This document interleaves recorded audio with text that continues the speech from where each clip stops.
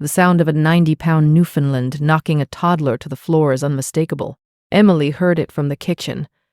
That heavy, dull thud that makes every parent's blood stop. She dropped the dish towel and ran. Atlas had Liam pinned. The toddler was flat on the carpet.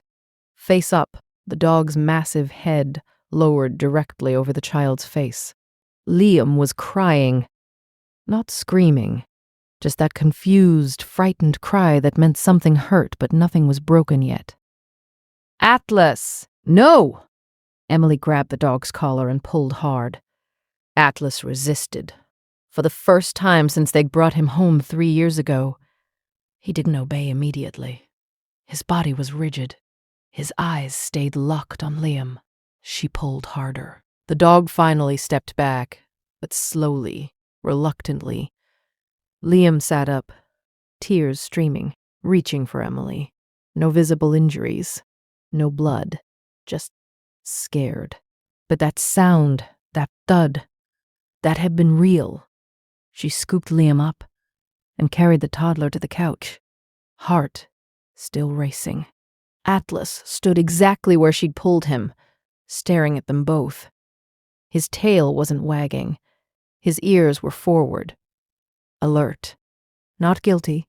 Not ashamed. Just watching. When Jason got home that evening, Emily was still shaken. She explained what happened. The sound, the way Atlas had Liam on the floor, the way he wouldn't move when she called him. Jason knelt down and checked Liam carefully. No bruises, no bumps. The toddler was already playing again, completely fine. But Emily wasn't fine.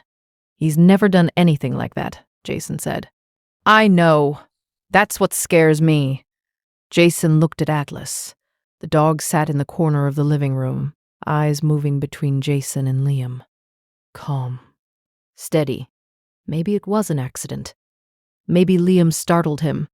Emily shook her head. It didn't feel like an accident. It felt deliberate. That night, they kept Atlas in the laundry room while Liam slept. It felt wrong. He'd never been locked away before. But Emily couldn't shake the image of that moment, the weight of the dog on top of their child. The next morning, it happened again. Emily was changing Liam's diaper when Atlas came into the nursery. He walked directly to the changing table and pressed his nose against Liam's face. Not sniffing, pressing. "Atlas! Back! Back! Now!" Still nothing. She physically pushed him away. He took 2 steps back, then immediately moved forward again, nose going straight to Liam's mouth. Emily's patience snapped. "Out! Now!" Atlas finally left, but only after she raised her voice to a level that made Liam start crying. That afternoon, Emily called the vet. The vet listened carefully, asked questions. How old was Atlas? Had there been any other behavior changes, any aggression toward other people? No, just Liam. The vet was quiet for a moment, then said, "It might be stress. Sometimes dogs react unpredictably when there's a baby in the house, especially if they were used to being the center of attention." Emily thanked her and hung up. By that evening, she'd made the decision. Atlas couldn't stay. Jason didn't want to believe it. He'd raised Atlas from a puppy, trained him, trusted him. But he'd also seen the fear in Emily's face. He'd heard the description of that moment, the dog on top of their child, refusing to move. They agreed to call a rescue organization in the morning. That night, Atlas slept in the garage. Emily lay in bed, staring at the ceiling. She felt guilty. She felt scared. She felt like she was betraying a family member. But every time she closed her eyes, she saw Atlas's head hovering over Liam's face, and her chest tightened. At 2:47 a.m., the baby monitor lit up. Liam was crying. Not the usual fussy cry. Something else. A strange, weak sound. Emily sat up immediately and grabbed her phone. The video feed showed Liam in the crib, barely moving. She ran. Jason was right behind her. When they opened the nursery door, Atlas was already inside.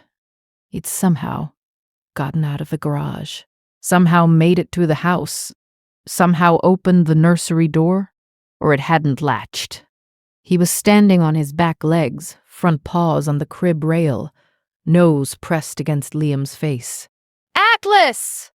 Get back!" Jason grabbed the dog and pulled him away.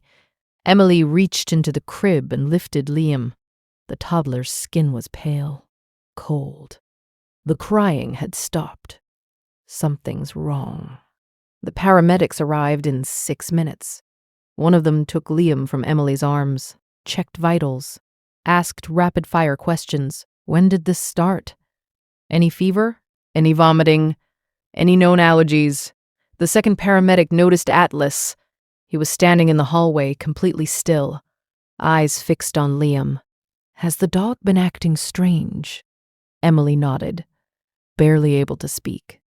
"Yes, for 2 days." Then looked at Emily. "We need to get to the hospital now." At the ER, a doctor examined Liam thoroughly.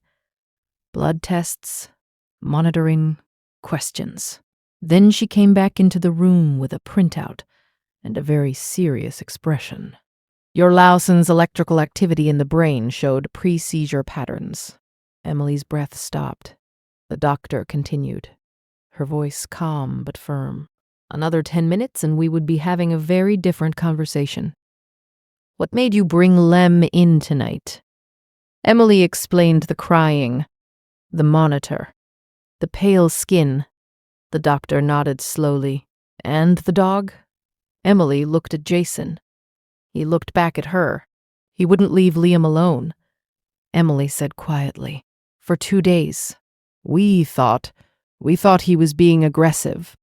The doctor's expression softened. "Dogs can detect seizure onset before we can.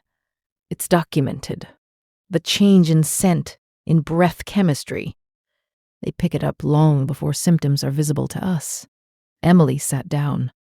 Atlas knew. The doctor nodded. "He was trying to tell you." When they brought Liam home 3 days later, Atlas was waiting by the door. Emily knelt down and put her arms around his neck. "I'm sorry," she whispered. "I'm so sorry." Atlas exhaled slowly, leaning into her. That night, Liam slept in the crib. Atlas slept on the floor beside it. No one asked him to. He just did.